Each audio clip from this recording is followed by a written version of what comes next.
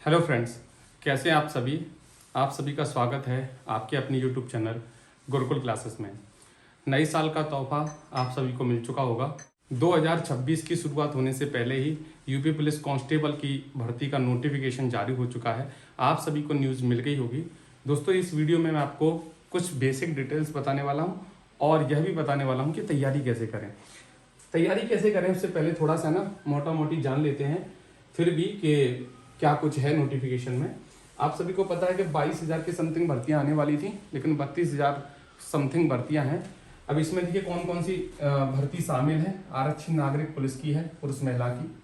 आरक्षी पीएससी की है। आरक्षी विशेष सुरक्षा बल के लिए है। महिला बटालियन हेतु महिला आरक्षी की है। घुड़सवार पुलिस है।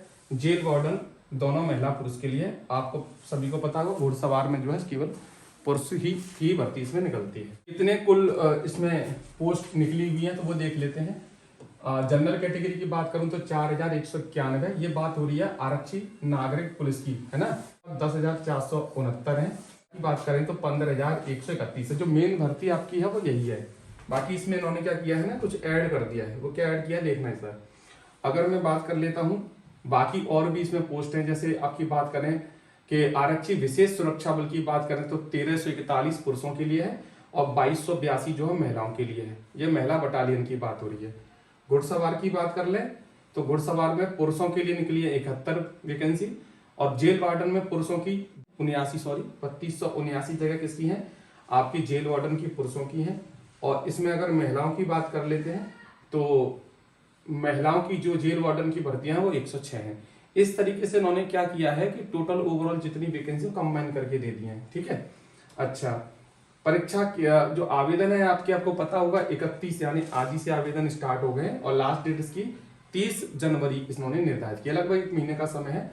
ठीक है। उसके लिए करना क्या होगा, आवेदन करने से पहले आपको 1 टाइम रजिस्टर यानी ओटीआर करना पड़ेगा। और जिन्होंने आवेदन ओटीआर कर लिया अच्छी बात है, जिन्होंने नहीं किया तो एक बार उनको ओटीआर तो करना ही पड़ेगा। आवेदन शुल्क आप सभी को पता है 500 रुपये सामान्य के लिए है, ईडब्ल्यूएस के लिए, अन्य पिछड़ा वर्ग के लिए, अनुसूचित जाति अनुसूचित जनजाति के लिए 400 रुपये फीस रहेगी। राष्ट्रीयता क्या रहती है आप सभी को पता है इसके बारे में। ठीक है। 12th पास मांगते हैं इसमें, 12th है तो आप फॉर्म भर सकते हैं। ठीक है। अधिमान अर्हता जो भी है वो दे रखी है। आयु की बात कर ले तो आयु में कोई भी इसमें छूट नहीं दी गई है। देखो इसमें क्लियर बोला गया है कि आपका जो पुरुष अभ्यर्थियों के लिए 1/7/2025 तक आपकी उम्र जो है 18 साल तक कम से कम हो जानी चाहिए और 22 वर्ष की आयु प्राप्त नहीं की हो, यहां तक बात का होना चाहिए। महिलाओं की बात करें तो 1 जुलाई 2025 तक 18 वर्ष की आयु प्राप्त कर ली हो, यानी उम्र 25 साल से ज्यादा नहीं होनी चाहिए। जन्म होना चाहिए 2 जुलाई 2000 से लेकर 1 जुलाई 2007 के बीच में इसमें जन्म होना चाहिए। तो आयु में जो छूट की बात चल रही थी ना, पहली बार तो यह है कि आयु में कोई छूट नहीं मिली है। यह है पुरुष और महिलाओं की आयु की बात कर लेते हैं। ये यूआर की बात है, अनुसूचित जाति की, अनुसूचित जनजाति की, पिछड़ा वर्ग की और अन्य कर्मचारियों के लिए। राज्य के जो अन्य कर्मचारी हैं उनकी अधिकतम आयु 5-5 साल की छूट इसमें आप सबको मिलती है। ठीक है। अब वैवाहिक स्थिति, शारीरिक दक्षता जो भी है ये सभी आपको पता होगा। पिछली भर्ती आपने अगर देखी है तो उसके अकॉर्डिंग आप सभी को पता होगा कि भर्ती की प्रक्रिया कैसे होती है। आपको पता है लिखित परीक्षा होती है, 2 घंटे का पेपर होता है, 150 क्वेश्चन इसमें पूछे जाते हैं। क्वेश्चन 2 नंबर का होता है और यह भी पता होगा कि नेगेटिव मार्किंग हटा दिया इस बार, है ना। चलिए, और इसमें कुछ एक्स्ट्रा है तो मुझे नहीं लगता कि इसमें और कुछ भी एक्स्ट्रा है, बाकी सब आप सभी को पता है। नेगेटिव मार्किंग हटा दिया, बस ये आपको जानकारी पहले ही पता चल गई होगी। मेडिकल की बात करें तो हाइट जो है 168 सेंटीमीटर पुरुषों के लिए है। सीना फुलाव की बात करें तो 79 सेंटीमीटर बिना फुलाए और 84 सेंटीमीटर फुलाने पर होनी चाहिए। जनजातियों की बात करें तो 77 सेंटीमीटर बिना फुलाए और 82 सेंटीमीटर फुलाने पर, है ना। यानी कि फुलाव आपका 5 सेंटीमीटर होना चाहिए। महिलाओं की बात करें तो जो न्यूनतम हाइट है आपकी 152 सेंटीमीटर है। ठीक है। और अनुसूचित जनजाति की महिलाओं के लिए 147 सेंटीमीटर है। ये हाइट की बात हो गई। ठीक है। अब बात कर लेते हैं यहाँ पर महिला अभ्यर्थी की शारीरिक दक्षता की। ठीक है। पहले पुरुषों की बात करते हैं। लगभग 5 किलोमीटर की रनिंग है, 25 मिनट में पूरी करनी है, ये पहले की तरह ही है। और महिलाओं के लिए लगभग 2.5 किलोमीटर की रनिंग जो है वो 14 मिनट में पूरी करनी है। आपकी 4 सब्जेक्ट इसमें पूछे जाएंगे। एक आपकी जीएस पूछी जाएगी, हिंदी पूछी जाएगी, आपके मैथ्स पूछा जाएगा और रीजनिंग पूछी जाएगी। टोटल प्रश्नों की संख्या वही है 150 टोटल क्वेश्चन होंगे सभी को मिलाकर। 300 अंक का होगा यह। और आपके एक क्वेश्चन आपको पता है 2 नंबर का होगा, नेगेटिव मार्किंग इस बार नहीं है। ठीक है, अब देखो सिलेबस में क्या कुछ चेंज हुआ है वो देख लेते हैं एक बार। भारत का इतिहास है, संविधान भी है, इकोनॉमिक्स है, इसके बाद भारतीय कृषि है, वाणिज्य व्यापार है, जनसंख्या से सवाल आएंगे, पर्यावरण से सवाल आएंगे, भारत का भूगोल और विश्व का भूगोल दोनों है, प्राकृतिक संसाधन या भूगोल का ही पार्ट हो गया, उत्तर प्रदेश की यानी यूपी जीके भी दे रखी है, उत्तर प्रदेश का राजस्व भी पूछा जाएगा, पुलिस व सामान्य प्रशासनिक व्यवस्था पूछी जाएगी, मानवाधिकार पूछे जाएंगे, सुरक्षा और आतंकवाद से सवाल आएंगे एंड करंट अफेयर्स, भारत और पड़ोसी देशों के बीच जो संबंध है, राष्ट्रीय अंतर्राष्ट्रीय महत्व की करंट अफेयर्स पूछी जाएगी, राष्ट्रीय अंतर्राष्ट्रीय संगठन पूछे जाएंगे, विमुद्रीकरण और उसका प्रभाव पूछा जाएगा, साइबर सुरक्षा के बारे में, वस्तु और सेवा कर जीएसटी के बारे में, पुरस्कार सम्मान देश राजधानी मुद्राएं, महत्वपूर्ण दिवस पूछे जाएंगे, अनुसंधान एवं खोज पूछी जाएंगी, पुस्तक और उनके लेखक, सोशल मीडिया कम्युनिकेशन भी पूछा जाएगा। हिंदी की बात करें तो हिंदी और अन्य भारतीय भाषाओं के बारे में क्वेश्चन पूछे जाएंगे, हिंदी व्याकरण का मौलिक ज्ञान जैसे हिंदी वर्णमाला हो गया, तत्व तत्सम हो गए, पर्यायवाची, विलोम, एकार्थी, अनेकार्थी, वाक्यांशों के लिए स्थान पर एक शब्द, समरूपी और भिन्नार्थक शब्द, अशुद्ध वाक्यों को शुद्ध करने, लिंग, वचन, कारक, सर्वनाम, विशेषण, क्रिया, काल, वाच्य, अव्यय, उपसर्ग, प्रत्यय, संधि, समास, विराम चिन्ह, मुहावरे, लोकोक्तियां, रस भी है, छंद भी है, अलंकार भी है, अपठित बोध भी है, प्रसिद्ध कवि यानी कि आपका साहित्य से क्वेश्चन पूछे जाएंगे, लेखक और उनकी प्रसिद्ध रचनाएं पूछी जाएंगी, हिंदी भाषा में जो पुरस्कार हैं वह पूछे जाएंगे और विवेचन, और इसके अलावा भी जो भी रह गया वो सब इन्होंने शामिल कर लिया इसमें। बात कर लेते हैं बेटा मैथ की पहले। ठीक है, न्यूमेरिकल एबिलिटी की बात करते हैं तो इसमें क्या पूछा जाएगा, संख्या पद्धति, नंबर सिस्टम, सिंप्लीफिकेशन से क्वेश्चन आएंगे, भिन्न, दशमलव और भिन्न वाली क्वेश्चन पूछे जाएंगे, एलसीएम एचसीएफ पूछा जाएगा, अनुपात समानुपात से क्वेश्चन आएंगे, प्रतिशत और लाभ हानि से आपको पता ही है, डिस्काउंट, साधारण ब्याज, चक्रवृद्धि ब्याज, partnership, average, time and work, distance, दूरी, है ना, और ग्राफ से क्वेश्चन पूछे जाएंगे, मेंसुरेशन से सवाल आएंगे, और अंक गणितीय संगणना एवं अन्य विश्लेषणात्मक कार्य, मिसलेनियस और भी अन्य चीजें पूछी जाएंगी। लॉजिकल डायग्राम, अब ये मैथ का ही पार्ट, वैसे ये रीजनिंग का पार्ट होता है लेकिन मैथ्स में ये दे दिया जाता है, जैसे तार्किक आरेख क्वेश्चन हो गए, सिंबल का रिलेशन हो गया, है ना, परसेप्शन टेस्ट हो गए, और आपका वर्ड फॉर्मेशन हो गई, है ना, और लेटर हो गया, नंबर सीरीज हो गई, ये सभी वर्ड और अल्फाबेट पर सवाल हो गए, वर्णमाला पर आंशिक समरूपता वाले क्वेश्चन हो गए। अब देखो मेन बात जो है वो करनी है रीजनिंग की मुझे, है ना, डायरेक्शन सेंस टेस्ट ये भी आपका मैथ में दे दिया जाता है लेकिन है ये रीजनिंग का पार्ट ही आपका देखना है। जैसे रिलेशनशिप ऑफ एनालॉजी, संबंध व आंशिक समानता परीक्षण, असमान को चिन्हित करना, श्रृंखला पूरी करने का परीक्षण, कोडिंग डिकोडिंग हो गया, ठीक है, डायरेक्शन हो गया, इसके बाद ब्लड रिलेशन हो गया आपका, प्रॉब्लम बेस्ड ऑन अल्फाबेट के ऊपर वर्णमाला पर आधारित सवाल हो गए, टाइम सीक्वेंस यानी समय क्रम परीक्षण हो गया, वेन डायग्राम हो गया, ठीक है, वेन डायग्राम में स्लॉग भी आ जाता है, मैथमेटिकल एबिलिटी टेस्ट हो गया यानी गणितीय योग्यता हो गया, अरेंजमेंट यानी क्रम हो गया, इसके बाद एनालॉजी हो गई, सबसे इंपॉर्टेंट है, सिमिलैरिटी यानी समानता और भिन्नता वाले क्वेश्चन हो गए, खाली स्थान भरना वाले सवाल हो गए, समस्या को सुलझाना, प्रॉब्लम सॉल्विंग के ऊपर सवाल, विश्लेषण निर्णय हो गया, डिसीजन मेकिंग हो गया, निर्णायक क्षमता हो गई आपकी, दृश्य स्मृति हो गई, और क्षमता पे आधारित सवाल आएंगे यानी विभेदन क्षमता पर सवाल आएंगे, पर्यवेक्षण हो गया, ऑब्जर्वेशन हो गया, संबंध हो गए, अवधारणा हो गई, अंक गणितीय तर्क हो गया आपका, शब्द और आकृति का वर्गीकरण हो गया, अंक गणितीय अर्थमेटिकल नंबर सीरीज हो गई, संख्या नंबर सीरीज हो गई, इसके बाद आपका अमूर्त विचारों व प्रतीकों तथा अन्य संबंधों से सामंजस्य की क्षमता हो गई। यह जो सिलेबस आप देख रहे हैं काफी बड़ा सिलेबस है रीजनिंग का। मैं अक्सर विद्यार्थी सिलेबस आप सभी को पता है, लेकिन महत्वपूर्ण बात यह है कि जो तैयारी होती है ना एक्चुअल में किसी भी कंपटीशन एग्जाम की, वो नोटिफिकेशन आने से पहले होती है।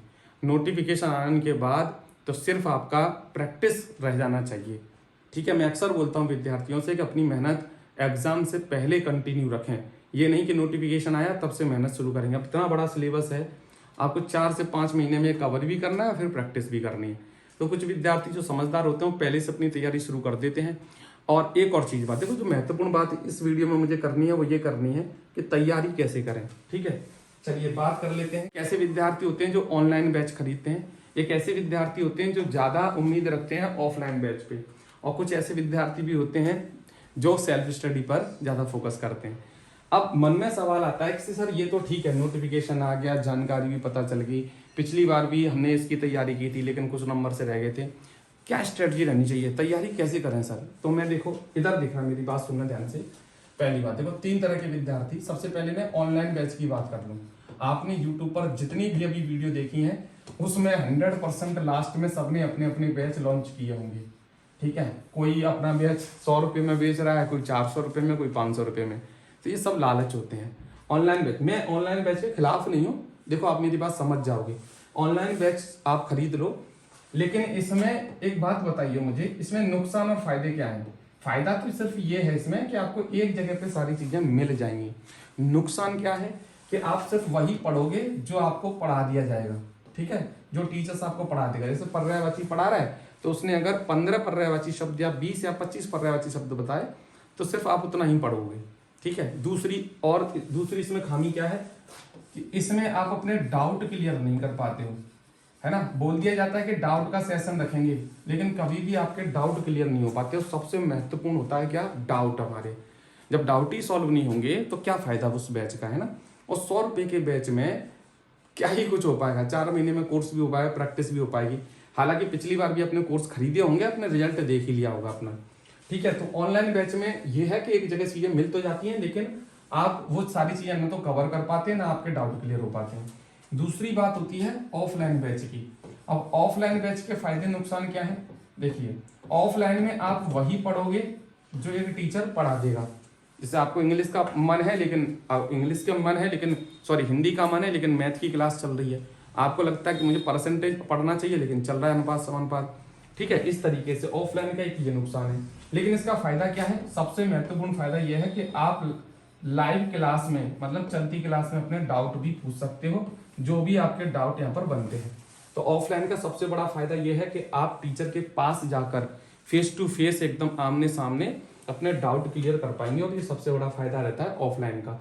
रेगुलर क्लास चलती हैं, आप छुट्टी नहीं कर सकते उसमें। यहाँ ऑनलाइन बैच में हो सकता है 1-2 दिन आपकी छुट्टी हो जाए, लेकिन ऑफलाइन में क्या रहता है ना कि सभी बच्चे एक साथ मिलकर पढ़ते हैं ना, तो कंपटीशन का भी पता चलता रहता है। इसमें क्या कंपटीशन है, हम दूसरे विद्यार्थियों की तुलना में कितने कमजोर हैं, क्या समझ में आ रहा है, कुछ नहीं, सब चीजें सामने एकदम प्रत्यक्ष होती हैं। तीसरी बात जो सबसे इंपॉर्टेंट है वो है बेटा सेल्फ स्टडी। अब सेल्फ स्टडी विद्यार्थी कौन करते हैं? वो विद्यार्थी करते हैं जिनका 1-2 बार कोर्स कंप्लीट हो चुका होता है। तो मैं अगर तीनों की राय दूं तो मेरा तो सबसे फेवरेट सेल्फ स्टडी पे रहता है। वो क्यों? देखिए, सेल्फ स्टडी क्या ऐसी चीज है ऑनलाइन में जो आपको फ्री में अवेलेबल नहीं है? आप बताइए। गूगल है आपके पास पूरा यूट्यूब पड़ा हुआ है, आपके पास डेटा है। अब देखो, सेल्फ स्टडी करने का तरीका क्या होता है मैं आपको बताऊं। देखो, एक काम करो, हार्ड कॉपी में आप सिलेबस को डाउनलोड कर लो, जो भी टॉपिक आपको पढ़ना है अंडरलाइन लगाओ और उसको सर्च कर लो। पहले कहाँ पर? यूट्यूब पर। सारे के सारे पूरा यूट्यूब भरा पड़ा है फ्री में बहुत सारी चीज़ों से। कौन सी ऐसी चीज़ है बताओ जो यूट्यूब पर अवेलेबल नहीं है? सारी चीज़ें अवेलेबल हैं। आप जिस टॉपिक को पढ़ना चाहते हैं उसे सर्च करो, अच्छे से उसे पढ़ लो, जिस टीचर से पढ़ना चाहते हो उससे पढ़ो। क्योंकि देखो, ऑनलाइन में तो आपको उसी से पढ़ना पड़ेगा, चाहे वो समझ में आए या ना आए। ऐसा तो नहीं है कि एक ही टीचर आपको पढ़ा रहा है ऑनलाइन में, आपने खरीद तो लिया, लेकिन जरूरी थोड़ी है कि वो टीचर से जो पढ़ा रहा है उसे समझ में ही आ जाएगा। लेकिन सेल्फ स्टडी में क्या होगा, आपको जो वीडियो पसंद आ रही है आप उससे पढ़ सकते हैं, पैसे भी बचेंगे, आपका टाइम भी बचेगा आपका। सेल्फ स्टडी सबसे बेस्ट रहती है। आप बुक से भी पढ़ सकते हैं, मन कर रहा है कि मुझे बुक से पढ़ना है, बुक से पढ़ लो, पर पढ़ने का तरीका ये होना चाहिए कि हार्ड कॉपी में अपना निकालिए सिलेबस, अंडरलाइन कीजिए उस टॉपिक को जिसे पढ़ना है आज, और उसको कंप्लीट कर दीजिए।